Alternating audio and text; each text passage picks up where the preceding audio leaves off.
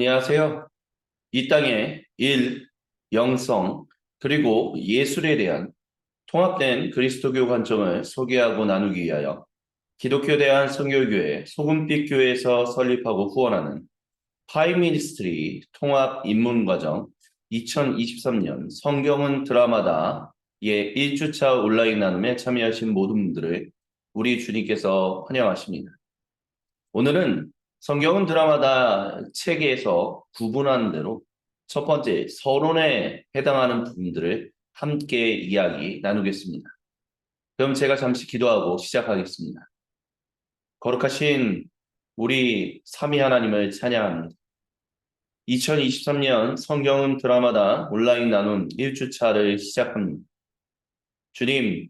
주님께서 이 책을 통하여 이미 영미권과 서구권에 나눠주고 계시는 그 통합된 주님의 말씀에 대한 온전한 관점을 저희가 오늘 이 시간 한국어로 함께 나누오니 주님, 이 시간 우리에게 주님께서 주고자 하시는 그 풍성한 그 놀라운 거대 서사에 창조하시고 구속하시는 하나님의 이야기를 올바로 알게 하여 주옵소서. 우리를 방해하려고 하는 모든 악한 마귀 사탄 세력들은 나사의 그리스도 예수님의 이름으로 떠나가게 하여 주시고 이 모든 것을 통하여 오직 우리 주 하나님만 영광 받아 주옵소서. 시작하는 시간이 오니 마치는 그 시간까지 우리 하나님께서 함께 하실 것을 믿음으로 고백하며 살아계신 우리 주 그리스도 예수님의 이름으로 기도드립니다. 아멘. 이 세상에는 참 많은 성경을 알려주는 이야기들이 있습니다. 여러 가지 프로그램이라고 표현할 수도 있고요. 공부라고 할 수도 있고요. 아니면 여러 가지 책들, 여러 가지 비디오 강의들, 수많은 것들이 존재합니다. 그럼에도 불구하고 파이 미니스트리가 성경은 드라마다라는 책을 가지고 함께 이 주님의 말씀을 알고자 함께 나누고자 하는 이유는 특별히 저희가 확신한 일, 영성, 그리고 예술에 대한 영역이 우리 주님께서 창조하시고 구속하고 계시는 그 놀라운 하나님의 이야기가 바로 적용되는, 그리고 긴급하게 적용되어야 하는 지점이다라는 주님이 주신 성령의 감동이 있기 때문입니다. 그럼 도대체 무엇이 어떤 것들이 그와 같은 영역들로 하여금 회복되어야 하는 지점이다라고 우리에게 가르쳐 주는가? 그 이야기를 오늘 그리고 계속해서 성경은 드라마다라는 책을 통해서 함께 이야기 나누겠습니다. 그래서 화면 공유를 시작하면서 이제 진행을 하는데요. 저희가 성경은 드라마다 이 책을 진행하는 것은 이번이 두 번째입니다. 처음에 제가 부목사로 사역할 당시에 제가 청년부를 담당을 했었는데요. 그 청년부 담당하던 그 젊은 한 20살, 21살 되었던 여성 2명이 저에게 와서 저에게 성경을 좀 가르쳐달라라는 이야기를 했었습니다. 근데 이제 저는 사실 한국 교회 토양이라고 제 경험이 모든 한국 교회 토양이다라고 그렇게 말씀드릴 수는 없지만 제 경험상 담임 목사님의 어떤 방침과 또한 교회가 그동안 해왔던 역대 교육자들의 어떤 가르침들을 계속해서 이어나가는 것이 중요하지, 새롭게 그런 흐름을 깨뜨리고 새로운 이야기들 아니면 나만의 것을 가르치는 것은 올바르지 않다라는 그런 생각을 항상 가져왔습니다. 그게 한국교회가 가져온 어떤 주님의 몸된 교회를 이루는 데 있어서 중요한 어떤 핵심 중에 하나였다라고 저는 그렇게 알고 있어 왔다라는 것입니다. 그렇기 때문에 기존에 오셨던 역대 교육자들, 특히 제 전에 계셨던 교육자께서 하셨던 성경 공부와 관련한 그런 것들이 있었기 때문에, 그리고 그 두 친구는 그와 같은 훈련들을 안 받았던 것은 아니거든요. 꽤 나름의 훈련을 학교라고 하든지 아니면 또한 이전에 청년들, 윗세대의 이제 언니들이라든지 오빠들이다라고도 할 수 있겠죠. 그들을 통해서 이제 성경 공부를 해오던 차였기 때문에 제가 굳이 나서서 성경에 대한 이야기를, 뭐 또 다른 이야기를 할 필요가 있겠는가라는 그런 생각을 했었습니다. 근데 그 친구가 이제 얘기하는 것은 왜 저한테 요청하느냐라고 한다면, 어, 결국 자신들이 공부해왔던 그런 성경 공부가, 그리고 자신이 그동안 알아왔던 그런 성경의 알미, 이렇게 다 하나하나 다 귀한데, 그것이 이렇게 하나로 꿰매지지 않는다는, 그래서 하나로 연결되는 데 있어서 참 어려움을 겪는다라는 것이었습니다. 그래서 그 두 친구가 원하는 것은, 혹시 목사님이 가능하시다면, 제가 가능하다면 이 수많은 구술들을 하나로 꿰매서 이렇게 통합되고 아름답게 그런 어떤 구성을 우리에게 알려줬으면 좋겠다라는 그런 이야기를 요청을 했었던 것입니다. 그런 마음에서 이제 성경을 가르쳐 달라라고 이야기를 했던 것이죠. 그것이 계속해서 뭐 꼭 그것만이 발단이 되었다라고 말할 수는 없지만, 결국은 성경은 드라마다라는 것을 통합 입문 과정으로서 파이미니스트리의 중요한 핵심 어떤 나눔으로 저희가 선택하게 되었던 이유 중에 하나가 바로 여기에 담겨 있습니다. 많은 사람들이 수많은 뭐 제자 훈련이라든지 아니면 영성 훈련이라든지 아니면 성경 공부라든지 아니면 다양한 것들을 공부합니다. 근데 그 모든 것들이 정말 귀하고 아름답고 소중한 것들인데, 그것을 하나로 꿰매는 데 있어서 결국 구약 성경 39권, 신약 성경 27권, 도합 66권의 성경 66권을 하나로 연결하여 결국 하나님의 백성들에게 전하시는 말씀이 무엇인가라는 것에 있어서 그것을 연결하는 데 있어서는 크나큰 어려움을 겪는다라는 것입니다. 그리고 그 이야기는 이 성경은 드라마다 하고자 하는 중요한 이야기를 전달하고 있습니다. 그것은 무엇이냐면, 이것이 성경이 하나의 연결된 이야기가 될 수 있지 않을까, 또는 있다라는 전제 조건이 있다라는 것입니다. 근데 성경 66권이 그 모든 각 권들이 쓰여진 때가 다 다릅니다. 그리고 시대적인 배경도 굉장히 많은 차이를 두고 있죠.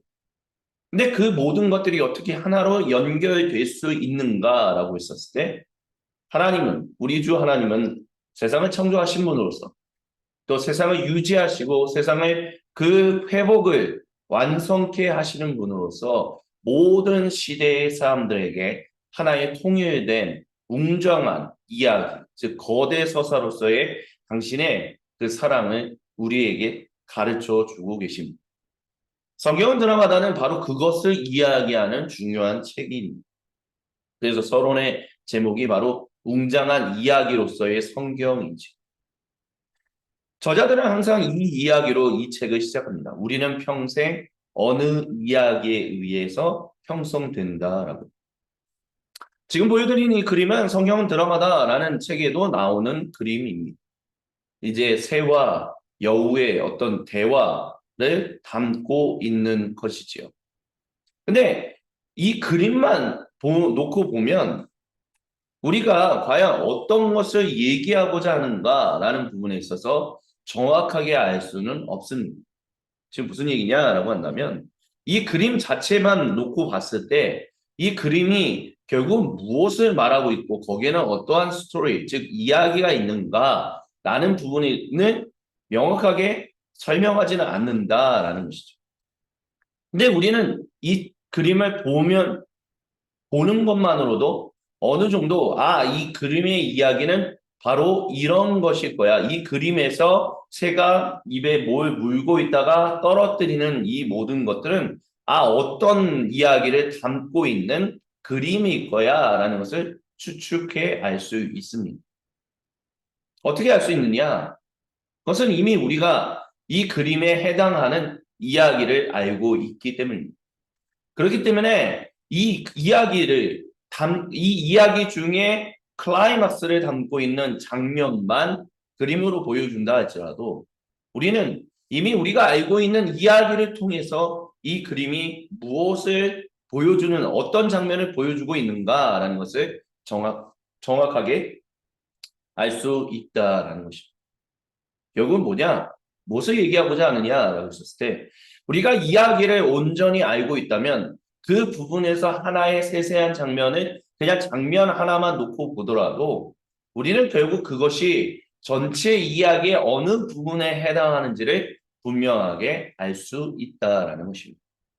근데 지난날에 많은 성경 공부 또는 제자 훈련, 영성 훈련이라고 하는 모든 것들이 결국에는 한 장면 장면을 부각시켜주고 그 장면이 얼마나 중요한지에 대해서는 이야기해 줬었으나 정작 그 장면 장면들이 전체 이야기의 흐름 속에 어디에 속하는지에 대해서는 사람들로 하여금 성도들로 하여금 파악하는 데 있어서 어려움을 겪게 만들었다라고 얘기할 수 있습니다.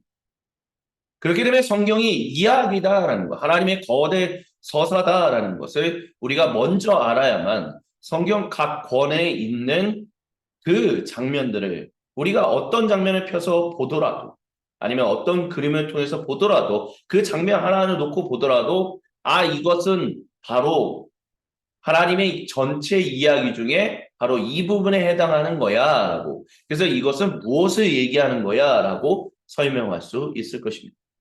하지만 반대로 우리가 그것을 알지 못한다면 성경의 이야기, 그래서 어떠한 이야기라는 것을 전체적으로 올바르게 알지 못하고 확실하게 알지 못하다면 결국 하나의 장면을 우리가 세세하고 구체적으로 안다 할지라도 그것이 결국에는 어떠한 큰 흐름 속에서 나온 것인지에 대해서 설명하는 것은 불가능에 가까울 것이다라고 얘기할 수 있을 것입니다. 그것이 바로 두 저자가 얘기하는 22쪽에 나오는 중요한 이야기입니다. 우리 삶에서 일어난 사건의 의미를 이해하려면 세상에 대한 큰 이야기를 알아야 한다는 것입니다. 나 한 명 한 명의 개인의 삶에 일어나고 있는 수많은 일들, 아니면 내 가족, 내 이웃, 내 친척, 또는 내가 속해 있는 나라, 그곳에서 일어나고 있는 어떠한 일들, 그것을 알려면 결국은 하나님이 창조하신 이 창조 세계 가운데 하나님이 창조하신 모든 사람들 가운데 일어나고 있는 하나님의 창조하시고 구속하시는 큰 이야기를 광의적인 의미다라고도 할 수 있겠죠. 그것을 온전히 알 때만 우리 삶에서 일어난 그 사건의 의미를 바르게 이야기할 수 있다는 것입니다. 이야기의 형체가 어떻습니까? 그것은 항상 시작과 결말을 가지고 있습니다. 그리고 우리는 항상 클라이막스라고 하는 절정이라는 부분이 있다는 것을 잘 알고 있습니다.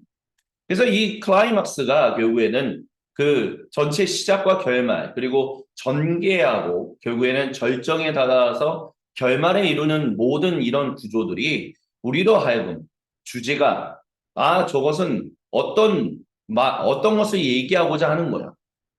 그것을 우리에게 전달한다라는 것을 압니다. 그리고 거기에는 항상, 그리고 이야기는 항상 긴장과 해결이라는 그런 분명한 어떤 전달이 있다는 것을 우리에게 알려줍니다. 거대 서사가 중요하다. 메타 내러티브라고도 하거든요, 영어로. 근데 왜 거대 서사가 중요한가? 왜 한 명 한 명의 이야기가 중요한 것이 아니라 한 명 한 명 한 명의 이야기가 모여서 거대한 이야기가 만들어지는 것이 아니라 한 명 한 명 한 명의 이야기를 만들어주는 하나의 거대한 이야기가 있다. 왜 이것이 중요한가? 라고 했었을 때 이것이 바로 오늘날 특별히 성도들이 21세기의 성도들이 성경을 하나의 큰 이야기로 그 흐름을 올바르게 이해하게 하지 못하는 근대성과 또한 근대 이후, 탈근대 이후 시대 속에서 나온 어떤 그런 영향을 받았기 때문이다. 이렇게 얘기할 수 있을 것 같아요. 다른 말로 한다면 근대성과 탈근대성의 어떤 흐름 가운데 있는 지금 오늘 우리가 살아가고 있는 이 시대가 결국에는 주장하고자 하는 얘기의 핵심은 무엇이냐면 한 명 한 명 한 명 한 명의 이야기들이 결국 전체의 어떤 이야기 흐름을 만들어낸다라는 귀납법식의 어떤 접근들을 우리에게 그게 당연하다라고 가르치기 때문에 정작 한 명 한 명의 이야기를 통해서 하나의 거대한 이야기를 만들어내는 그 흐름이 사실은 아니다라는 것을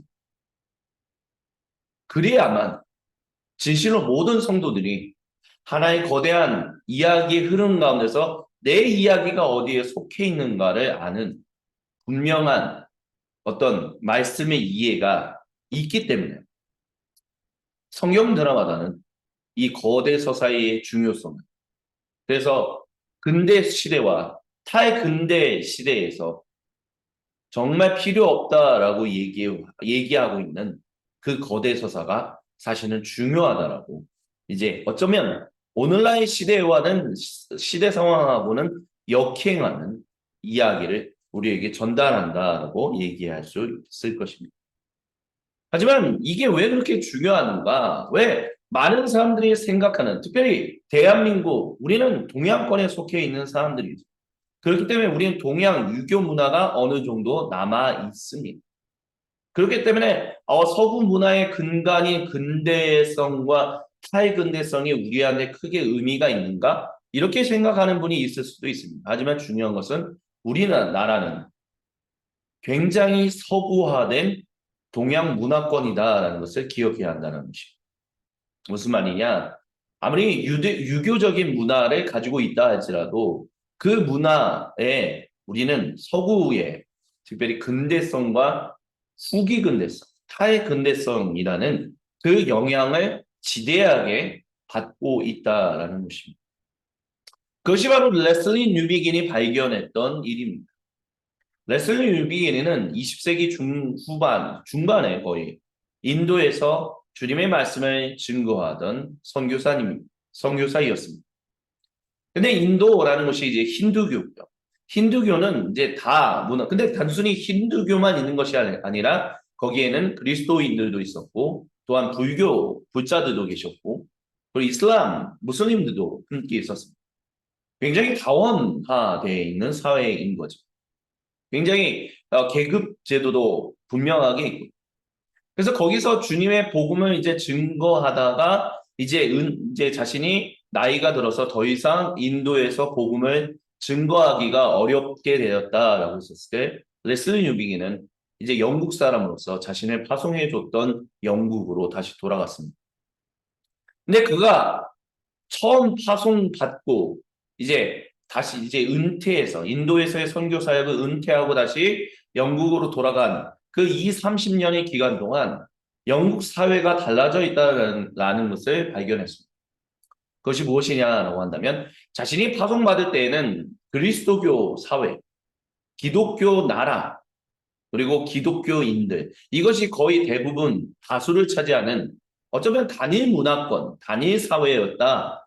그렇게 얘기한다면 돌아와서는 30년 만에 자신이 인도에서 경험했던 그런 다원화된 사회가 영국이 되었다라는 것을 발견했다는 것입니다.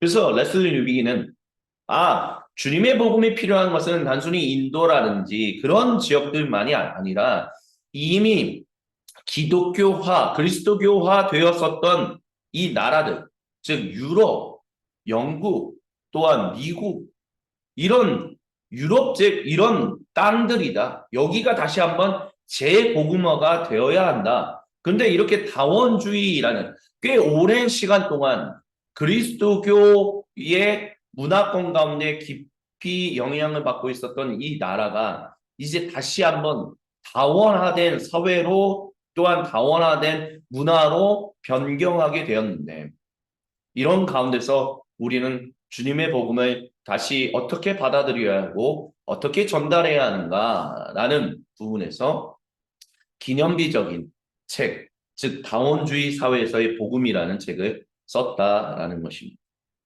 그리고 이 다원주의 사회에서의 복음이라는 거에서 그는 우리가 가지고 있는 이 말씀을 하나님 말씀을 더 이상 뭐라고 볼까요? 거대 서사로 하나의 유명한 중요한 진리로 받아들이지 않는 사회적인 현상을 발견했습니다. 이제 더 이상 메타 내러티브는 없다라고 얘기한다는 거죠. 아까 전에 말씀드렸던 것처럼 타의 근대성 또는 근대성이 혼합되어 있는 사회에서는 한 명 한 명의 이야기가 중요하고 그 한 명 한 명의 이야기들을 하나로 모아서 그것이 모으는 것이 결국에는 많은 사람들에게 좋은 선한 영향을 끼치는 거대 서사다. 사실은 거대 서사라는 말 자체를 쓰고 싶어 하지는 않지만 굳이 표현한다면 그렇게 갈 수 있다라고 생각하는 시대가 근대성과 후기 근대성이 결합되어 있어 오버랩되어 있는 사회다라고 얘기할 수 있을 것입니다. 그러다 보니까 공적 진리라고 얘기하는 하나의 인간의 삶하고는 별로 상관없는 어떤 신이라는 존재가 우리에게 전달해주는 그런 이야기는 사실 그렇게 중요하지도 않고 필요하지도 않고 존재하지도 않는다라는 것이 레슬리 뉴비긴이 마주한 재복음화가 필요한 사회였다라는 것이죠. 그런 것 가운데서 하나의 공적 진리를 전하는 이 복음이 진실로 온전하고 모든 사람을 살리는 복음이다라는 것을 우리가 어떻게 알 수 있냐라고 했을 때 결국 우리는 다시 이야기로 돌아가야 한다라고 얘기했다라는 것입니다. 이야기라는 것이 무엇이냐라고 했었을 때 이야기라는 것은 엔티라이트 목사님을 통해서 얘기한다면 세상이 실제로 어떤지에 대해서 말해주는 가장 최고의 방법이다라고 얘기합니다. 그리고 이야기는 사실 무엇인가를 적시적으로, 명시적으로 딱 이렇다라고 얘기하는지 않습니다. 즉 뭐냐면 명제를 얘기하는 수학식의 어떤 그럼 이것은 A는 B다, A는 C다 이런 식으로 딱 규정 짓지 않는다라는 거. 그런 식으로 무엇인가를 전달하지 않는다라는 거. 이야기는 대신 어떠한 흐름을 쭉 얘기하는 것 가운데서 그래서 시작과 결말, 거기에 어떤 긴장과 해결이라는 전체의 어떤 것들을 얘기하는 가운데서 듣는 사람들로 하여금 듣는 또는 읽는 뭐 청자라고도 할 수 있고 독자라고도 할 수 있겠죠. 그들로 하여금 온전히 깨달을 수 있게 하는 그래서 우리가 무엇인가 잘못하고 있구나. 그러면 우리가 어떻게 가야 하는지를 스스로 깨달아 나아갈 수 있게 하는 그래서 이야기는 명시적으로 어떻게 하면 직접적으로 이렇게 우리에게 무엇인가를 전달하지는 않지만 어떤 면에서는 우회적으로 얘기하는 것처럼 보이지만 그것을 통해서 우리는 왜 그래야 하는지 그리고 그것이 바뀌어야 하는 무엇이 바뀌어야 하고 왜 바뀌어야 하고 그 모든 근간이 무엇인지를 알게 된다. 그와 같은 것들을 전달해 준다라고 얘기할 수 있습니다. 그러니까 이전에 레슬리 누비긴이 발견했던 것처럼 교회가 기독교 그리스도교 국가화 되었고 그리스도교 사회였었을 때는 진리는 이런 것입니다라고 전달하는 것이 굉장히 명제식의 전달이었어요. 설교도 명쾌하게 자 설교는 다음과 같이 주님의 말씀이 이겁니다. 첫 번째 이것입니다. 두 번째 이것입니다. 세 번째 이것입니다. 그러니까 정확하게 어떤 명제를 딱 전달해주고 그 명제를 설명해 주는 식으로 주님의 말씀이라는 게 무엇인지, 주님의 진리라는 것이 무엇인지를 사람들에게 알려줬다는, 그렇게 알게끔 했다는. 근데 이제 그것 자체를 거부하는 시대가 됐다라는. 명제식으로 뭐는 A는 B다. 기독교는 진리다. 기독교는 사람을 살린다. 기독교는 모든 이들을 회복시켜준다. 이런 식의 명제들을 우리는 더 이상 받아들이지 않습니다. 무조건 외워. 진리야. 받아들여. 우리는 진리로 더 이상 받아들이지 않아. 그런 세상 가운데 더 이상 그리스도교의 말씀은 진리다라고 얘기하는 그런 식의 직접적인 접근은 더 이상 통용되지 않는다라는 것을 레슬리 뉴비긴은 발견했다는 것입니다. 그래서 정말 근대성과 후기 근대성이 결합되어 있는 서구 사회에서 성경 이야기, 성경 말씀을 어떻게 끌어내려고 하나, 진리라는 곳에서 그래서 끌어내는 게 다른 모든 종교가 하는 그 이야기와 같다. 그러니까 사종교가 하는 얘기도 오직 유일한 진리는 아니지만 사람들을 유익하게 해주는 이야기 중에 하나다라고 전달했고 성경 말씀도 그 중에 하나일 뿐이야 이렇게 끌어내렸다라는 그런 시대 가운데서 그래 오케이 너희가 얘기하는 대로 성경은 이야기야. 하지만 정말 어떤 다른 수많은 이야기와 비교해 봤어도 모든 이들을 정말 진실로 살릴 수 있다라는 참된 최고의 제대로 된 오직 유일한 이야기냐라는 것을 전달해야 한다라고 레슬리 뉴비기는 이야기했다라는 것입니다. 그것이 바로 성경 드라마다가 하고자 하는 중요한 이야기입니다. 모든 이야기, 진실이 되는 정말 규범이 되는 오직 유일한 웅장한 이야기가 된다라는. 근데 방금 전에 말씀드렸던 것처럼 서구 사회에서는 두 웅장한 이야기가 서로 대립하고 있다라는 것입니다. 그리스도교의 뿌리를 둔, 특별히 이것은 고대 이스라엘, 고대 유대의 전통을 따른 그리스도교의 뿌리를 둔. 근데 그것과 다르게 근대적 이야기, 인문주의자들이 얘기하는 계몽주의의 뿌리를 둔 두 웅장한 이야기가 있다는 것입니다. 그럼 근대성은 얘기하는 근대적 이야기가 무엇이냐라고 했었을 때 제가 이것을 뭐 온전하게 다 설명할 수 있다라고 말씀드릴 수는 없지만 중요한 포인트들만 좀 설명을 드리고자 합니다. 첫 번째, 근대성이라는 게 무엇인가라고 했었을 때 근대성을 얘기해주는 첫 번째 우리가 주목해 볼 사람은 프랜시스 베이컨입니다. 그가 그래서 귀납법이라는 것을 이제 이야기했는데 밴쿠버 리젠트 칼리지에 오랫동안 이제 학제간 연구 교수로 활동했었던 로렌 윌킨슨이라는 교수님은 프랜시스 베이컨이라는 분이 이런 일을 했다라고 해요. 그러니까 베이컨은 자신이 살아간 동안 인간이 다스리도록, 즉 이거는 성경의 바탕을 두고 있는 거죠. 인간에게 하나님이 다스리라라고 맡겼던 그 창조된 자연에 너무 지나치게 휘둘리고 있다라고 느꼈다라고 얘기해요. 그래서 그는 이런 모든 것들이 불완전한 지식의 도구인 연역법에, 즉 오랫동안 그리스도교가 복음을 증거해왔고 가르쳐왔던 명제식의 접근에 책임을 돌림으로 인해서 베이컨은 이제 새로운 일들이 우리 안에서 일어나야 한다. 그것은 바로 우리로부터 시작되어야 한다.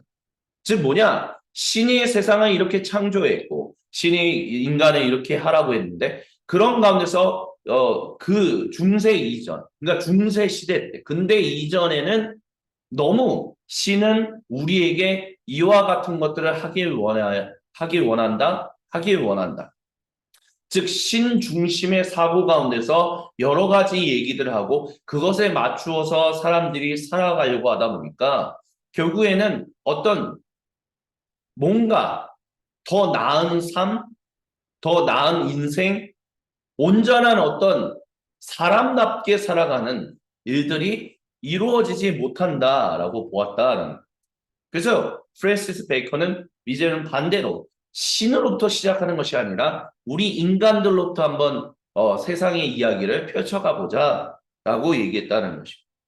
즉 최초의 모든 개념이나 전제를 제쳐두고 단순히 사실들, 그러니까 신은 이렇게 얘기한다, 신은 이렇게 얘기한다. 그러다 보니까 눈에 보이는 것만이 아니라 눈에 보이지 않는 뭐 영적이다라고 얘기하는 것. 그 영적인 것이 오늘의 눈에 보이는 세상에 영향을 미쳐서 사람들의 삶을 제한하고 사람들의 삶이 더욱더 온전하게 바뀌어 가는 데 있어서 걸림돌이 되기 때문에. 그러니까 결국 그런 생각에는 성직자라든지 아니면 종교와 이제 의기투합한 어떤 사람들, 정치 세력들이 많은 사람들의 다수의 사람들의 삶을 어떤 불행하게 만든다라는 역사적인 어떤 결과들이 있었다는 거예요. 그거를 토대로 이제는 신의 이야기에 결탁해서 우리의 삶을 통제하려고 하는 뭐 꼭 통제한다라는 식의 표현을 쓰지는 않았지만 그렇게 결과물이 일어났던 모든 것으로부터 이제는 벗어나서 눈에 보이는 것으로부터 우리가 어떤 것, 그러니까 눈에 보이지 않는 것이 눈에 보이는 것에 영향을 끼친다 이런 것들을 일단은 제쳐두고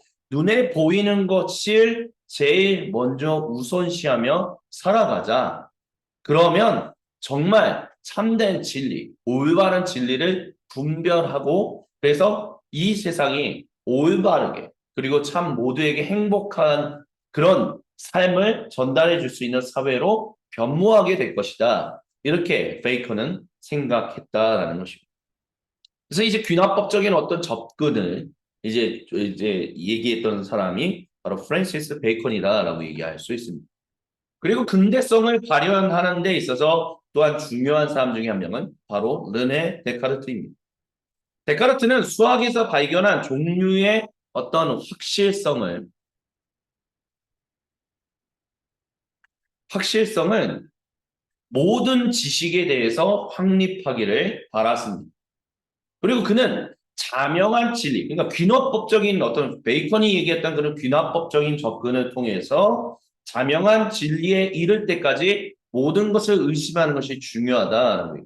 그래서 우리가 뭐 데카르트를 잘 모르더라도 우리가 한 번쯤은 들어봤을 법한 나는 생각한다, 고로 나는 존재한다라는 얘기를 했다라는 것입니다. 그래서 이 데카르트의 생각을 통해서 그가 생각했던 세상은 기계적인 인공물이에요. 그러니까 원인과 결과가 뚜렷해요. 그 원인 어떤 법칙의 분명한 어떤 일들로 인해서 결과, 그러니까 모든 일의 결과는 왜 그런 일이 일어나는가? 그것에 대한 원인이 되는 일이 분명히 있었을 것이다. 이렇게 봤다라는 것이죠. 그러니까 그래서 세상은 항상 물질 구조이고 항상 이런 원인과 결과라는 운동 가운데서 이제 돌아간다 이렇게 봤다는 거예요. 그래서 개별적 이성은 육체 내부로부터 세상을 보고 알고 조종한다라고 얘기해서 결국 세상에 움직이는 것은 무엇이다? 어떤 눈에 보이지 않는 뭐 영적이라고 분명하게 모든 사람들이 다 함께 얘기할 수 없는 동의할 수 없는 그런 것들이 아니라 모든 사람들이 함께 동의할 수 있는 모든 사람은 다 생각하잖아. 모든 사람들이 그렇게 생각할 수 있는 마인드를 가지고 있잖아. 그렇다면 그 마인드, 그 이성, 한 명 한 명의 사람들이 가지고 있는 그 개별적인 이성이 세상을 온전히 알게 하는 중요한 인자가 된다. 동인이 된다라고 봤다는 거예요. 그래서 그것을 우리가 온전히 한다면 세상을 올바르게 다스릴 수 있다라고 이제 데카르트는 보았다는 거죠. 그래서 이성은 확장된 물질 세계에서 다른 모든 것과 다른 오직 유일하게 따로 독립해서 존재하는 생각하는 물질이다. 그래서 이러한 이해는 완전히 객관적으로 사람은 생각하는 존재이기 때문에 마인드를 가지고 있는 사람이기 때문에 세상을 알 수 있다. 이렇게 봤다라는 거예요. 근데 이제 로렌 윌킨스는 이것이 참 오만한 그리고 외로운 초연함을 암시한 것이었다라고 얘기합니다. 그리고 마지막으로 근대성을 발휘하는 데 있어서 중요한 이제 역할을 했던 사람이 바로 아이작 뉴턴입니다. 프랜시스 베이컨이 어떤 인간으로부터 세상을 인지하고 세상을 올바르게 하는 모든 시작점을 가지자 그런 방법, 신으로부터 다가오는 위로부터 내려오는 것이 아니라 우리 자신으로부터 아래로부터 시작하는 어떤 그런 진리라는 것을 얘기하는 어떤 접근 방법을 가지자라고 프랜시스 베이컨이 얘기했고 데카르트는 그러면 그것의 시작점이 되는 사람의 가장 중요한 동의는 무엇인가라고 했을 때 모든 사람들이 다 가지고 있는 생각하는 이성 마인드가 이제 그 핵심이다. 그래서 모든 것에는 원인과 결과가 있고 다 기계적으로, 운동적으로. 그러니까 거기에는 불확실성이 없다는 거야. 항상 확실하다는 거야. 세상은 그래서 확실한 것들로 다 온전하게 돌아간다라고 얘기했던 것이 데카르트라면 그것이 즉 기계적 물질 세계라는 것을 확증해 준 사람이 바로 아이작 뉴턴이다라는 거예요. 그래서 만유 인력의 법칙이라는 것이 바로 그런 거죠.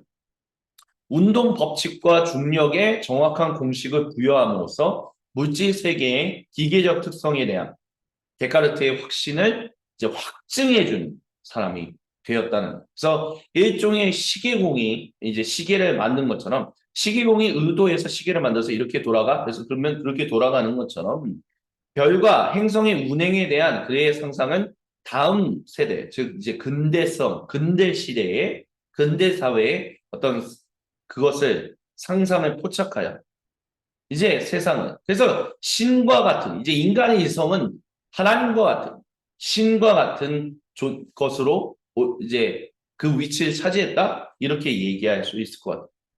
그래서 인간의 이성이 우주의 모든 법칙을 온전하게 알 수 있고 그래서 이것을 인간의 유익을 위해서 사용하는 것이 중요하다고. 왜냐하면 인간에게 유익한 것이 곧 모든 세상에 유익한 것이다. 이렇게 생각했다는 거예요. 그래서 이런 세 명의 이야기. 베이컨은 사물을 그것이 알려질 수 있기 전에 부분으로 나누는 분할 강조를 했고, 데카르트는 이성의 아는 것으로부터 초연함이라는 이상을 강조했고, 아이작 뉴턴은 우주가 이성이 분별할 수 있는 정확히 기술할 수 있는 법칙에 따라 작동하는 물질의 결과라는 것을 만듦으로 인해서 근대성, 즉 근대성을 중심으로 한 근대 시대가 시작되었다라는 것입니다. 그래서 여기에는 이 근대적 이야기에는 세상이 시작이 있었고 그리고 그것은 더 나은 세상으로 간다라고 얘기합니다. 그래서 그들이 얘기하는 역사의 의미는 과학, 기술에 대한 진보. 그래서 근대성을 얘기하는 근대 시대의 중요한 핵심은 바로 우리가 유토피아, 정말 아름다운 세상을 만들 수 있다라는 그런 것을 얘기했었습니다. 근데 그와 다르게 그래서 근대 시대에 근대성에 있어서 제일 중요한 것은 바로 지식을 가지는 것이 굉장히 중요하다는 거예요. 지식을 온전하게 세상을 돌아가게 하는 온전한 이성을 가지고 세상을 어떻게 돌아가는지 나로부터 온전하게 그것을 인지하는 훈련을 시작해서 참된 세상이 그렇게 원인과 결과라는 분명한 어떤 기계적인 어떤 돌아감이 그래서 세상이 운영되고 있다는, 운행하고 있다는, 세상이 돌아가고 있다는 것을 아는 것이 바로 힘이다라고 얘기했다는 거예요. 그리고 그것에 바탕을 두고 바로 서부 유럽 그리스도교 국가들이 다른 모든 지역들을 식민지하는데 사용했다라고 얘기할 수도 있을 것 같아요. 우리가 그래서 그 제국주의 시대에 어떤 그리스도교 선교는 모든 선교사님들이 다 그랬던 것은 아니지만 우리가 여러분에게 더 온전한 지식을 전달해 드리겠습니다. 올바른 것들, 참된 것들을 전달해. 그러면서 항상 전달한 게 뭐예요? 서구의 어떤 문화들, 서구의 발전된 어떤 그런 기계 문명의 어떤 그런 것들을 다른 지역에 전달하면서 그것이 마치 당신들의 삶을 더 온전하게 만들어주는 것입니다.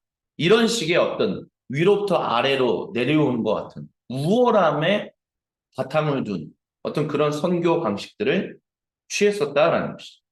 그게 바로 근대성이라는 것에 꽤 영향을 받은 제국주의적인 선교였다라고 얘기할 수 있다는.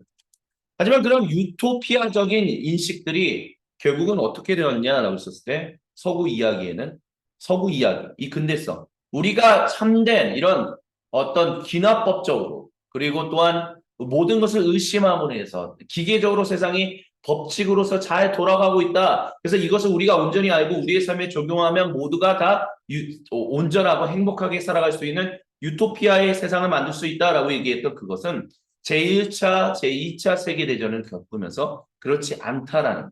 그래서 근대성을 우리가 이제 버리고 근대성을 이제 탈피해야 한다. 그래서 서구 이야기는 후기 근대성으로 붕괴되어 들어가는 근대성이에요. 지금 현재 21세기에도 마찬가지다라고 얘기할 수 있습니다.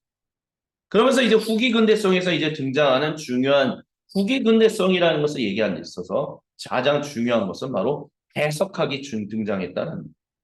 이게 도대체 성경 이야기하고 무슨 상관이 있어요? 예, 조금만 더 지나면 이것이 결국 우리가 결국은 굿을 꿰매지 못했던 중요한 핵심 영향을 끼친 원인들이 되었다라는 것을 알 수 있을 것입니다. 해석학의 등장에 있어서 먼저 얘기할 사람은 바로 리처드 로티라는 사람입니다.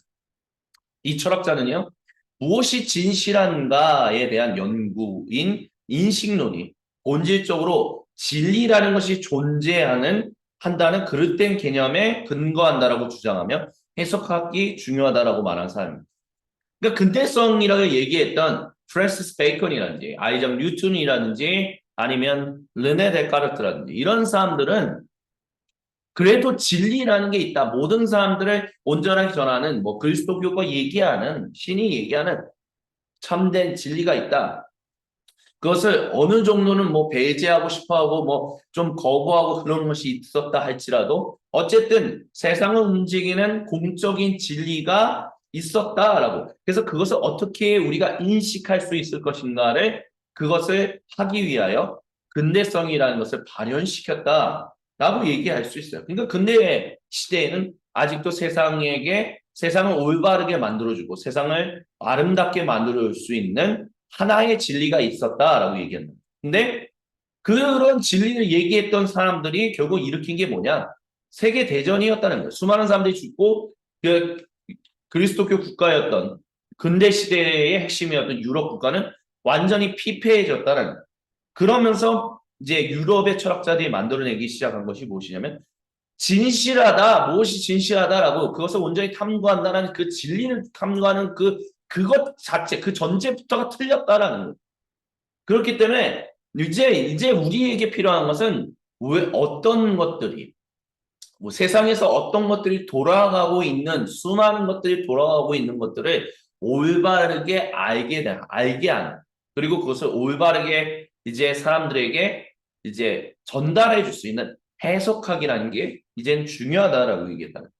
그래서 해석학에서 합리적이 된다는 것은 이제 기꺼이 인식론, 즉 진리를 발견할 수 있다. 하나의 공적인 진리를 발견할 수 있다는 것을 멀리하는 거. 이제는 이거는 말이 안 된다라고 거부하는 것이다라고 리처드 로티는 얘기했어요. 그래서 이제 우리에게 남은 건 뭐다? 결국 사람과 사람, 어떤 무엇과 무엇 가운데 나누는 대화만이 있을 뿐이다. 그러니까 세상에서 얘기하는 뭐 하다못해 신이나 종교가 얘기하고 있는 신의 이야기라는 것들도 결국에는 그것을 받아들인 사람들 어떻게 받아야 되는지 모르겠지만 어떤 과정을 통해서 사람들이 그렇게 얘기할 수 있게끔 되었고 그것을 이제 사람들이 서로 교류하는 가운데서 나는 기독교의 이야기를 또 다른 사람은 불교의 이야기를 또 다른 사람은 이슬람의 이야기를 서로 전달한다는 그런 가운데서 이런 모든 것들을 즉 그리고 어떤 기독교라고 얘기하는 그리스도교라고 얘기하는 그 이야기도 그 어떤 그런 자기들이 말하는 진리라고 얘기하는 그런 것들도 결국에는 오랜 세대와 세대를 거쳐서 전달해서 내려온 것들이죠. 그러면 전달해서 내려온 것은 어떤 것을 통해서 내려온 것이냐? 결국 사람이 전하는 언어, 그 언어를 통해서 그게 글이든 말이든 간에 결국 대화라는 것을 통해서 전달되어 내려왔다는 거예요. 그렇기 때문에 리처드 로티는 그 어떤 그룹에 속해 있는 사람들이 그 이야기를 말하는 데 있어서 어떻게 그와 같은 말을 하게 되었는가를 그 기원을 알고자 한다면 결국 세대와 세대를 거쳐 전달되어 온 언어의 전달 그게 글이든 말이든 즉 대화를 온전히 안다면 온전히 해석할 수 있다면 왜 그 어떤 그룹의 사람들, 어떤 집단의 사람들이 그와 같은 것들을 계속해서 전달하고 있는지를 알 수 있다라고 얘기했다라는. 그렇기 때문에 그래야만 합리적인 정말 모든 사람들에게 유익이 되고 세상에 유익이 되는 참된 어떤 대화의 오구감이 일어날 수 있다. 그래서 이런 것들을 탐구하는 것이 즉 일상적인 대화를 탐구하는 것이 이제는 매우 중요하다라고 얘기했다는 거예요. 그러면서 이제 해석학이라는 게 등장했다는 거예요. 그러면서 이제 해석학과 관련한 중요한 철학자들 중에 한 명은 이제 첫 번째는 마틴 하이데거라고 얘기할 수 있습니다. 마틴 하이데거는 현 존재라는 것을 얘기하는 사람입니다. 존재라는 게 뭐냐라고 했을 때, 즉 르네 데카르트나 어쨌든 뭐 프랜시스 베이컨이 세상에 돌아가고 있는 모든 공적인 진리라는 것을 발견할 수 있는 가장 중요한 것은 개별적 인간이라는 것을 되게 중요하게 여겼잖아요. 근데 그럼에도 불구하고 결국 그것을 인지하고 그것을 이성을 발현하는 지금의 존재가 중요하다는 것에 대해서는 생각보다 많이 아무리 르네 데카르트가 얘기해왔고 프랜시스 베이컨이 얘기했었지라도 그것을 온전하게 100%다 잘 강조하지는 못했다라고 이제 보는 거예요. 그렇기 때문에 세상에 있어서 그리고 세상에 어떤 것들이 분명히 존재한다. 무엇인가가 있다. 그래서 세상은 뭐 기계적으로 이렇게 법칙에 따라서 돌아간다. 근데 정말 그것이 정말 그렇다. 그게 정말 있다. 또는 그게 정말 존재하지 않는다. 이런 것들을 과연 규정할 수 있는 사람이 규정할 수 있는 무엇인가가 있는가? 했었을 때 마틴 하이데거는 어느 누구도 확정적으로 중요한 핵심은 이거예요. 확정적으로 그것이 진실로 존재한다, 존재하지 않는다라고 얘기할 수 있는 사람은 없다라고 얘기합니다. 이게 그 근대 시대에 얘기했던 아이작 뉴턴이나 뭐그 르네 데카르트와 다른 점은 뭐냐면 어쨌든 확정적으로 그러니까 근대성은 이성을 가진 보편 이성을 가진 인간은 어떤 것이 존재한다, 존재하지 않는다라는 것을 확정할 수 있는 존재다라고 얘기했다면 하이데거, 그래서 후기 근대성을 만들어낸 탈근대성에 영향을 끼친 마틴 하이데거 같은 경우는 그 누구도 그것이 정말 확정적으로 존재한다, 존재하지 않는다라는 것을 얘기할 수 없다는 거예요. 그러니까 근대 시대와 탈근대 시대의 핵심은 확정적이냐, 확정적이지 않느냐 하는데 탈근대 시대는 확정적인 것은 없다라는 거예요. 그런데도 불구하고 그것에 대해서 불완전하지만 그래도 알 수 있는 것이 있는데 그것은 인간의 이해에 있다라고 이제 얘기했다는 거예요. 그리고 그 이해를 가진 사람이 바로 이 지금 현재 존재하는 인간 존재라는 거예요. 현재 존재하는 존재라는 거예요. 그래서 존재의 의미를 질문하는 존재자, 즉 인간이란 누구인가라고 했을 때 인간은 시시각각 변화하는 이 세상에서 돌아가고 있는 것들을 거기에서 바로 거기서 그나마 불완전하지만 이해하는 존재, 현 존재라고 얘기했다는. 그래서 나는 오늘 여기서 돌아가고 있는 것을 완전하지 않지만 불완전하지만 그래도 어느 정도는 이해할 수 있다. 그런 것을 얘기한 것이 바로 마틴 하이데거라는 것입니다.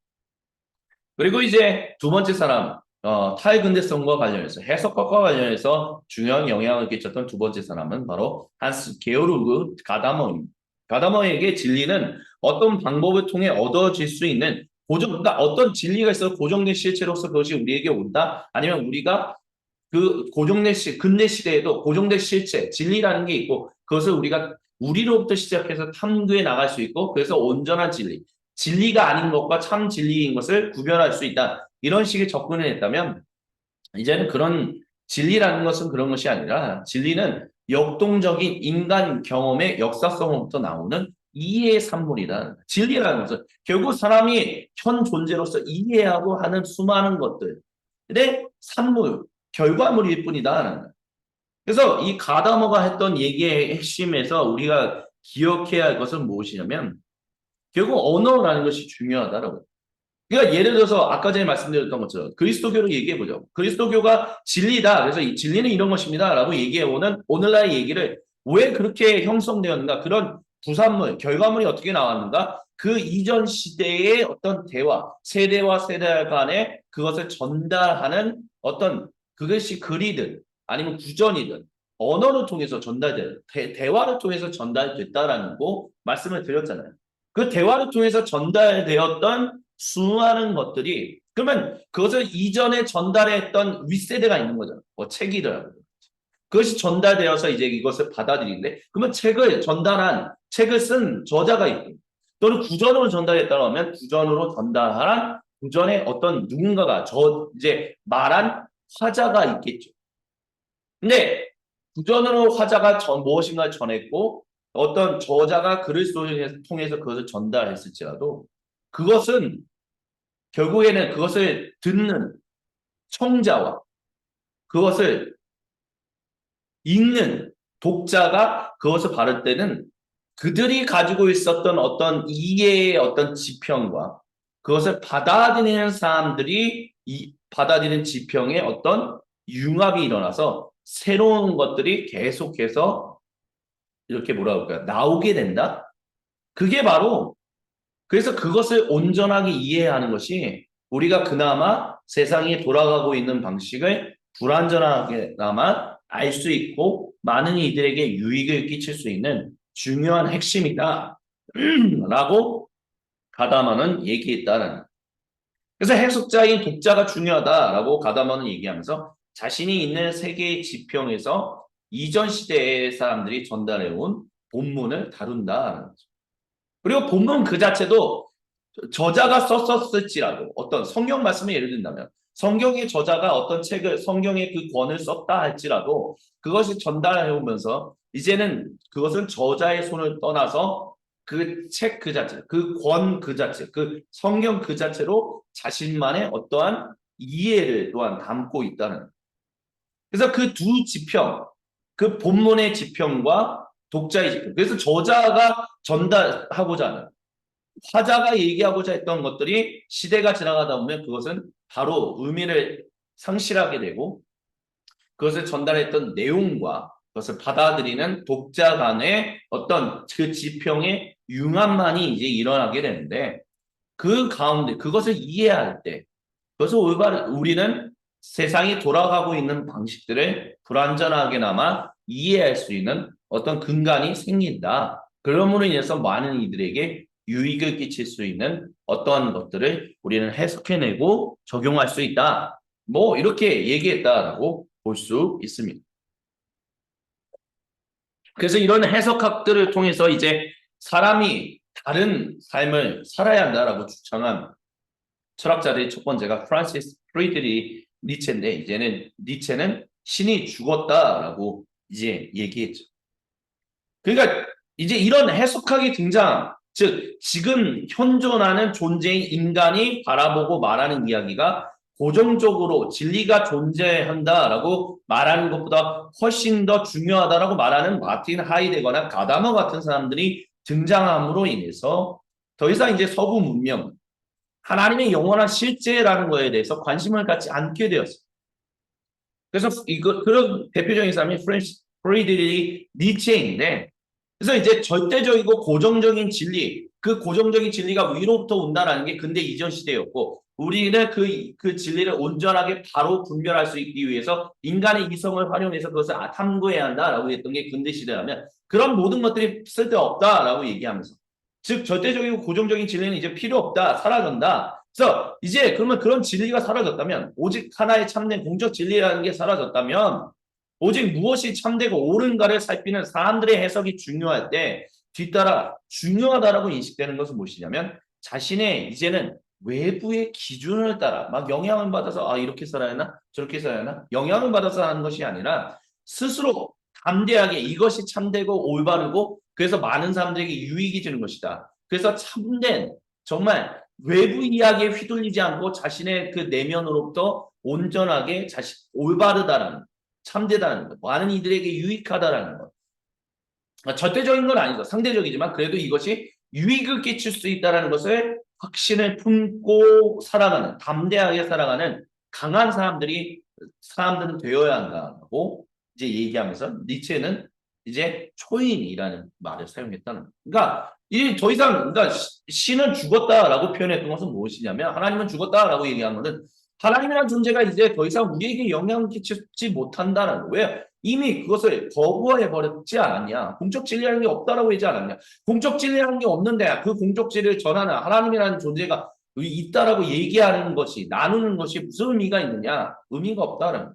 이제는 우리가 이미 공적 진리라는 것이 존재하지 않는다라고 얘기를 한다라고 한다면, 그럼 공적 진리라는 것이 존재하지 않는 세상 가운데서 우리는 어떠한 모습으로 살아가느냐라고 했었을 때, 수많은 사람들의 이야기에 휘둘려서 살아가는 것이 아니라 참 내가 이렇게 살아가는 것이 많은 이들에게 유익을 끼칠 수 있다라는 확신을 가지고 살아가는 것. 자기 주관성을 철저하게 가지고 살아가는 것이 중요하다. 그 시대 가운데서 살아가는 것이 중요하다라고 니체는 얘기했다라는 것. 그리고 칼 막스라는 사람이 이제 등장하는데요. 칼 막스는 이제 아까 전에 말씀드렸던 것처럼 결국 종교와 철학이 어떤 지배 이념을 만들어내서 수많은 사람들의 삶을 탄압했다. 사람들의 삶의 근간, 특별히 경제와 관련해서 불평등을 만들어냈고, 그것이 사람들로 하여금 이게 불평등하네라는 것을 인지하지 못하게 만들었다라고 얘기한 사람이 이제 칼 막스예요. 그래서 그는 세상을 이해하는 것보다, 이해하려고 하는 것보다 중요한 것은 바꾸는 행동이 중요하다라고 얘기하면서 기존의 부르주아들이 가진 체계를 혁명해야 한다라고 얘기했죠. 그래서 이런 니체나 칼 막스가 얘기했던 이런 영향들이 결국에는 우리에게 전달하는 게 뭐냐라고 했을 때 해체해야 한다. 기존의 어떤 이념들, 즉 근대성, 뭐 어떤 공적인 진리를 인간의 어떤 이성으로부터 발견할 수 있고 그것을 통해서 많은 이들에게 어떤 유익함을 주는 유익한 유토피아의 세상을 만들 수 있다. 이런 식의 접근.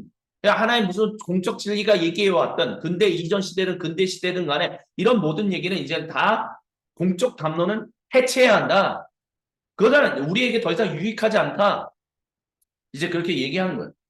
그래서 이런 해체주의와 관련해서 이제 얘기했던 철학자들이 있는데, 첫 번째는 이제 자크 데리다라는 철학자가 있어요. 이 사람은 유의성이라는 것을 얘기했는데, 의미를 피한다. 의미를 피하는 유의성을 주장했다라고 얘기할 수 있어요. 그건 뭐냐면 중심은 버티지 못한다. 즉 그동안 얘기해왔던 뭐 공적 진리, 모든 단어, 뭐 확정적인 어떤 말, 그런 모든 공적 진리는 약화되고 도전받고 해체될 수 있다. 그리고 해체되어야 한다라고 이제 얘기했다는. 그래서 초월적인 감론, 진리가 사라진다면 해석하는 존재, 즉 인간이 존재가 형성하는 의미는 이제 비로소 무한으로 확장하며 이를 통해 그 해석해내는 그 즐거움도 무한으로 확장한다라고 이제 얘기를 했어요. 그러니까 해석하는 그것 자체가 즐거운 일이다라는. 그래서 해석하는 한 존재가 만들어내는 명확한 정의도 존재하지 않는다는. 그래서 수많은 사람들이 해석하고 그 의미를 만들어내는 그 어떤 field, 장소만 존재할 뿐이며 그 안에서 일어나는 모든 일은 사람들에게 유의있어 즐겁게 만들어줄 뿐이다는. 그리고 이제 여기서 제가 말씀드리고 싶은 거. 오늘날의 성경 해석가. 왜 많은 분들이 성경을 공부하는데 성경을 공부하고 뭐 제자훈련이라든지 영성훈련이라든지 이런 모든 것들을 하는데도 불구하고 그것을 하나의 그 구슬도 꿰매야 보배다라고 얘기했는데 그것을 하지 못하느냐라고 했을 때 핵심은 이것에 이런 것들에 의식적인 뭐 의식적으로 영향을 받은 성경 해석자들은 그렇게 많지 않겠죠. 근데 무의식적으로 어쨌든 이런 것들에 영향을 받았다는 거예요. 오늘날 우리나라에 있는 수많은 예를 들어서 성경학자분들이 박사님들도 그 박사를 학위를 따고 박사학위를 딴 곳은 독일이라든지 유럽 또는 미국 이런 서구권이라는, 그러니까 해체주의를 공부하지는 않지만 그게 뭐 올바르다라고 받아들이지는 않지만 어쨌든 그런 것들의 영향을 받은 어떤 성경 해석학들을 공부해서 가지고 온다는. 그리고 그것을 통해서 목사님들이 또한 훈련을 받고 말씀을 전달하고 이런 일들이 일어나는데 그분들이 잘못됐다는 얘기를 하는 것이 아니라 잘못된 게 아니에요. 그러니까 그런 것들을 통해서 참 더 좋은 진리들을 발견해내는 수많은 일들이 있어요. 저는 절대로 그것을 부정하지 않습니다. 그동안에 해왔던 수많은 200년간의 어떤 이런 근대성의 또는 후기 근대성의 영향을 받아서 발전되어 왔던 성경 해석학들이 우리로 하여금 성경을 더 바르게 올바르게 하나하나를 분명하고 세세하게 이해하는 데 있어서 참 많은 도움들을 줬어요. 그리고 그걸 알아갈 때 얼마나 큰 즐거움들이 있는지 정말 공부한 사람으로서 정말 즐거움이 넘쳤었어요. 그냥 단순히 교회에서 공부하는 것만이 아니라 신학생으로서 공부하는 가운데서 참 많은 어떤 정말 주님의 말씀을 이렇게까지 깊게 하나를 깊게 파서 공부할 수 있는 게 참 좋다. 그런 장이 있다는 게 참 좋다. 이렇게 하면 안 된다라고 막 억압하고 탄압하는 게 아니라 그렇게 해도 열린 마음으로 함께 이야기를 주고받을 수 있는 그런 장이 있다는 게 참 좋다라는 것들을 저는 100% 공감합니다. 근데 그러다 보니까 전체적으로 연결하는 데 있어. 하나의 큰 이야기라는 것. 그래서 그게 결국에 무엇으로 연결되느냐? 라는 부분에 있어서는 결국 대세적인 한계를 가질 수밖에 없다는 거예요. 왜요? 이런 어떤 결국 이런 모든 거에 알게 모르게 직감적으로 영향을 끼친 것이 근대성 같은 후기 근대성이고 해체주의적인 어떤 이런 것들이 영향을 끼친 것인데 그런 것들이 결국에는 전제하고 있는 게 뭐냐면 공적 진리라는 건 없다는 거예요. 진리라는 게 무슨 존재하느냐라는 진리라는 거. 진리라는 것을 탐구하는 근대성의 그런 것들도 잘못됐다라는 식의 얘기를. 물론 자크 데리다가 그것만 얘기한 사람은 아니지만 결국 그들이 얘기해왔던 그런 것들이 시대를 거쳐서 영향을 끼치고 주고받으면서 형성된 것이 결국에는 공적 진리라는 것은 없다는 것을 사람들이 인식하게 만든 그런 가운데서 나오는 것들이 결국에는 공적 진리라는 것을 이렇게 그 공적 진리가 무엇인가 정말 하나의 큰 이야기가 있다라는 것을 탐구하는 데 있어서 이제 접근하지 못하게 만드는 태세적인 한계를 가지게 되었다는 거예요. 그래서 수많은 성경학자들이 성경 본문을 각자의 해석으로 파헤치고 의미를 탐구해내지만 그것은 결국 지식적인 알을 나누는 유의에만 그분들이 꼭 그렇다라는 건 아니지만 결과론적으로는 그렇게만 집중되는 어떤 한계에 부딪히게 된다. 그래서 결국 성도들로 하여금 그 해석의 의미가 전체 성경의 의미를 아는데 어떤 도움을 주는지를 가늠할 수 없게 만들었다라고 얘기할 수 있다. 또한 해체주의와 관련해서 또한 얘기할 수 있는 사람이 미셸 푸코라는 철학자입니다. 이 사람은 사람이 해석하여 나타나는 의미를 가진 모든 지식은 그 의미의 주체가 존재하지 않으면 결국 권력을 가졌던 존재들이 그 지식을 만들어낸 것이다. 그러니까 힘이 있었던 사람들, 그래서 그 힘으로 자기의 것들을 계속해서 지켜내기 위해서 사람들에게 계속해서 그 진리를 받아들이라고 강압했다라는 거죠. 그게 폭력이었다는 거예요. 그래서 진리는 그것을 산출하고 유지하고 결과적으로 포함하고 확장시키는 권력 구조와 순환적 관계 내에서 연결된다라고. 그래서 이런 미세 푸코식의 성경 해석은 결국 우리가 보통 얘기하는 해방신학 또는 민중신학과 연결된다라고 얘기할 수 있어요.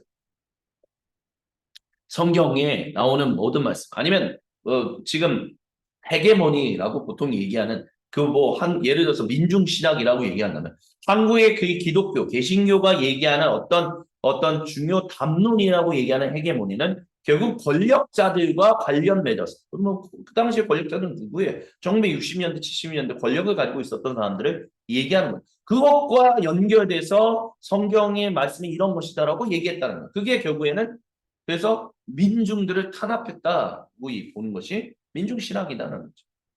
그래서 그렇기 때문에 하지만 그럼에도 아무리 억압한다 할지라도 결국에는 억압받았던 약자들의 목소리가 성경에도 있고 그들을 위하시는 하나님의 이야기가 거기에 있고 그것을 발견해내는 것이 바로 참된 신학이 해야 하는 일이다라고 얘기했던 것이 해방신학 또는 민중신학, 흑인신학, 여성신학 그 시작점이었다라고 얘기할 수 있다는 거예요. 그래서 이 사라진 약자들의 목소리를 발견해내는 것이 진정으로 예수님의 진리를 따르는 오직 유일한 길이다라고 얘기한다는 거죠. 그래서 이런 후기 근대성의 핵심은 근대성의 어떤 근대시대의 프로젝트는 정확하게 정의할 수 있는 어떤 방법으로 절대적으로 객관적 지식을 탐구할 수 있다라는 오류를 범했다라고 얘기합니다. 하지만 사람은 자신들이 가진 이해가 잠정적이고 개인적이고 주관적이고 개별적이다라고 표현하는 게 더 적절할 것 같아요. 인디비주얼하다는 거죠. 주관적이고 임시적인 것을 인식할 필요가 있다라고 후기 근대성은 우리에게 얘기합니다. 그래서 지식은 세상이 이렇게 돌아가는 것 가운데 대하는 대응 방식일 뿐이며 일종의 대화에 불과한다. 그래서 국인 근대성을 통한 성경 해석의 문제점이 뭐냐라고 했을 때 이제 리젠트 칼리지에 오랫동안 지금 은퇴하셨지만 이제 학제간 연구 교수로 활동하셨던 로렌 웨이키스는 그냥 근대성을 통한 성경 해석의 문제점이 이런 것이다라고. 일단 베이컨이 만들어냈던 어떤 귀납법적인 어떤 이런 분화라는 거. 그래서 많은 성경을 공부하는 학교의 그 신학 대학원생들이 성경을 면밀히 조사하는 가운데서 귀납법을 선호하는 일들이 참 많이 일어난다. 그리고 아이작 뉴턴과 관련해서는 성경 본문을 마치 어떤 방법을 정확히 적용함으로써 그 의미에 도달할 수 있는 별개의 부분들로 이루어진 기계 시스템인 것처럼 다룬다라고 얘기해요. 또한 르네 데카르트의 어떤 이런 초연함, 인간 이성의 중요한 핵심 이런 것들은 결국은 어떻게 성경 해석과 관련해서 어떤 문제를 야기하느냐 했을 때 객관성과 진리를 결부시키는 과정에서 개별적인 신념이나 확신을 참조함이 없이 우리가 발견한 사실들을 수동적인 목소리로 서술할 가능성이 많다. 이렇게 얘기해요. 이게 뭐냐라고 했었을 때 그러니까 나는 이렇게 본다. 라기보다는 수동적으로 그때 우리가 이렇게 탐구했을 때 이 말씀은 이렇게 얘기하는 것 같아. 그래서 이런 거야. 수동적으로 얘기한다는. 나는 성경을 공부하는 데 있어서 성경 말씀이 이렇게 얘기하는 것 중에서 이렇게 얘기하는 것 같이 보입니다. 이렇게 얘기하는 것으로 인식됩니다. 해석됩니다. 또는 바라봅니다. 이런 식으로 표현한다는. 그러니까 진리는 이것입니다. 라고 얘기하는 것보다는 제가 탐구해 봤을 때 진리는 이런 것이고 그래서 많은 사람들이 이렇게 했고 이렇게 해서 결국 진리는 이것이 아닐까 이렇게 생각합니다. 이렇게 하는 어떤 성경 해석의 문제점이 등장한다라고 얘기한다.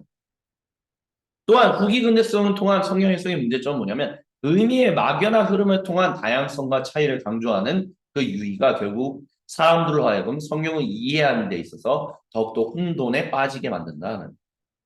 무슨 의미가 사람들을 올바름으로 이끌 것인지를 찾을 수 없게 만든다는 거죠.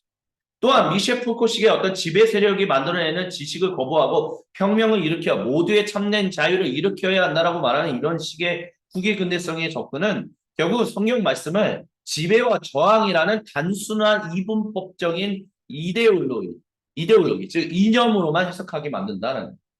그래서 성경적 관점에서 우리는 자유를 곡해하거나 왜곡해서 자기중심적으로 자기를 추구하는 세상 내의 구조로 변형시키는 두 번째 사실에 관해서 언급함 없이는 인간의 자유와 창조성에 관해 언급할 수도 없다. 그러니까 모든 게 다 구조라는 거예요. 구조식으로 해석한다는 거예요.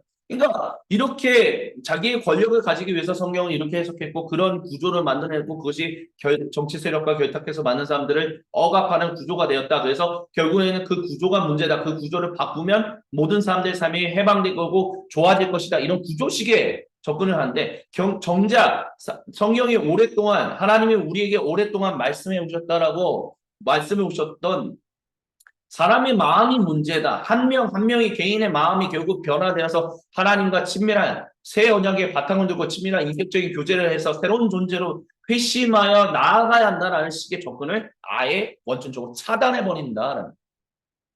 그러다 보니까 우리가 보통 정치 그냥 적인 걸 얘기했을 때 보통 뭐 진보라고 얘기하는 거긴 진보가 아니야. 뭐 진보 쪽에 속하신 분들은 그렇게 얘기하지만 어쨌든 보수 쪽에 속한 사람들은 민주당이 그래도 중도 진보 쪽에 좀 있지 않냐라고 하는데 중도 진보에 있는 사람들이 결국에는 보수 개혁되어야 한다라고 말하는 보수당하고 비슷한 일들을 하지 않냐. 뭐 성적인 문제를 만들고 돈을 탐닉하고 뭐 수많은 일들을 하지 않느냐. 이런 결국 그러면서 나오는 얘기. 니네나 우리나 크게 다를 바 없네. 이런 식으로 결국에는 개혁되어야 하고 변화되어야 합니다라고 더 나은 방향으로 가야 합니다라고 얘기하는 사람들이 가진 문제점들을 얘기한다는 거죠. 사람이 바뀌지 않는 구조만 바뀐다고 해서 과연 사람이 바뀌느냐? 그렇지 않은데.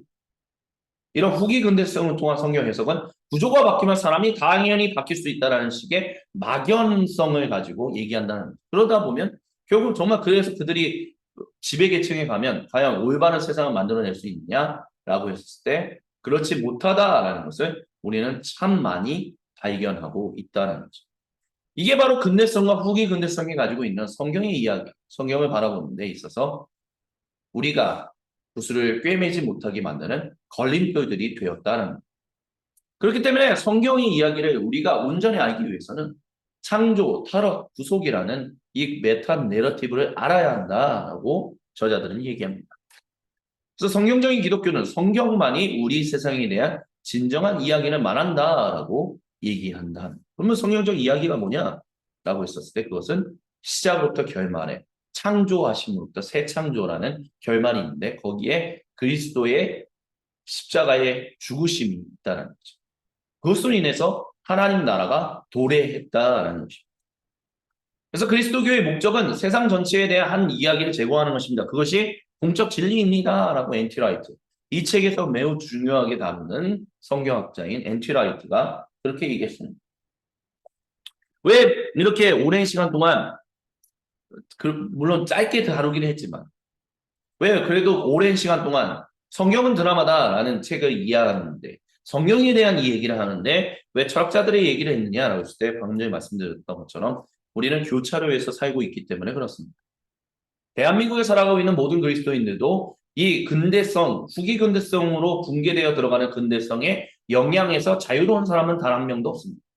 이것을 인지하지 않고 그것을 인정하지 않는 모든 성경 공부는 결국에는 구슬을 꿰매는 일들을 못한다라는 거예요. 그러니까 결국은 구슬을 왜 꿰매지 못하는가라는 부분에 대해서 그 영향을 끼치는 그 후기 근대성으로 붕괴되어 들어가는 근대성이라는 서구 이야기에 영향받은 시대 가운데 살아가고 있다는 것을 우리가 얘기하지 않으면 교회에서 얘기하지 않으면 신학교에서 얘기하지 않으면 결국에는 우리는 이런 것들을 바로 알지 못하고 헤맨다.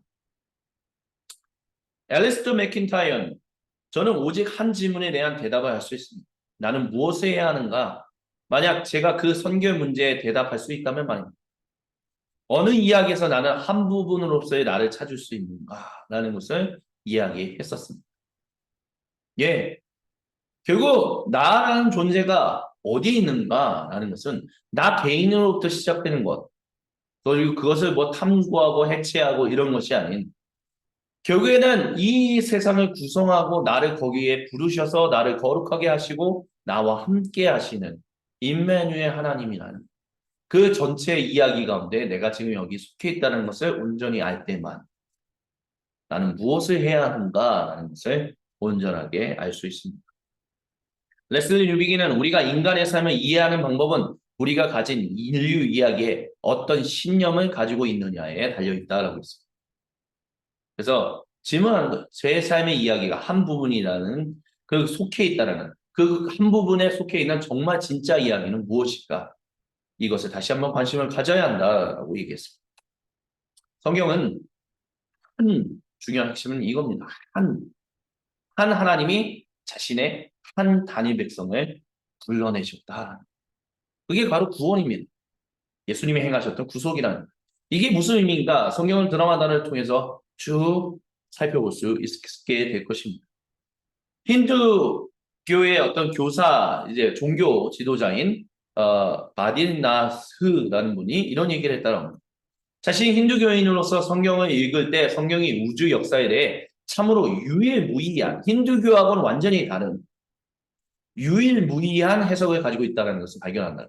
그리하여 역사 안에서 응답하는 배우로서의 인간 존재에 대해서 그리스도교는 굉장히 독특한 이해를 다른 종교들이 가지고 있지 못한 독특한 이해를 가지고 있다. 근데 문제는 그리스도교 선교사들은 성경을 단순히 종교의 또 다른 책으로 말한다는 거죠.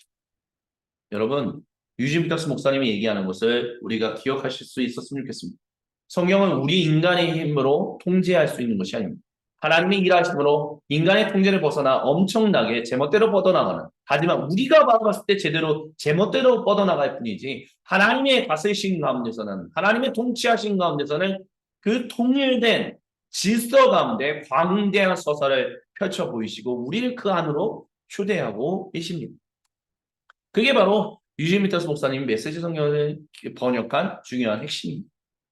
C. 졸킨이라는 분은 성경은 세상의 모든 다른 서사들이 보금자리를 지은 대단히 중요한 서사를 우리에게 제공합니다. 세상의 모든 서사들이 그래도 다 모든 사람이 근대성, 후기 근대성에만 완전히 동의하는 건 아니잖아요. 그 영향을 알게 모르게 받지만 어쨌든 그래도 이야기, 서사가 중요하다라고 얘기하는 사람들은 분명히 있거든요. 근데 그런 서사가 중요하다라고 얘기하는 그 서사들의 그 보금자리를 성경이 제공했다. 왜? 성경은 세상을 창조하신 오직 유일하신 하나님에 대한 이야기를 전하기 때문에 그렇습니다. 세상의 이야기는 다른 그 무엇보다도 먼저 그 세상을 향한 하나님의 목적을 충족하게 하는 창조하시고 유지하시며 구속하시는 하나님의 활동의 이야기다라고 얘기합니다. 에스크리다누스라는 분. 성경은 모든 창조된 실제를 아우르는 하나의 우주적 하나님 나라 이야기를 가르친다. 과거, 현재, 미래 모두 다 그렇다는.